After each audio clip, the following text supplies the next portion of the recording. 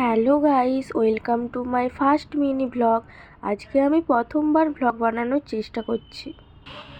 আমি এই সবে ঘুম থেকে উঠেছি, এখন বাজে 9টা। আমি ব্রেকফাস্ট করার জন্য 1 কাপ চা ও 2টো বিস্কুট নিয়ে বসে পড়েছি। এবার ঝটপট করে চাটা খেয়ে নেব।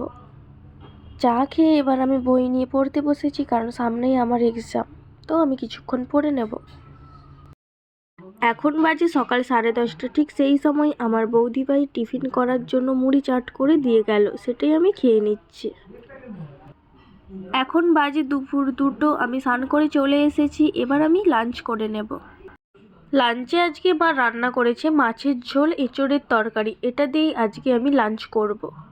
তো বন্ধুরা, এখন বাজে সন্ধ্যা 7টা। আমি দুপুরে লাঞ্চ করে ঘুমিয়ে পড়েছিলাম, এই উঠলাম। আজকে সারা দিনটা এভাবেই আমার কেটেছিল। তো আজকের মতো টাটা, দেখা হচ্ছে পরের একটা মিনি ভ্লগ নিয়ে।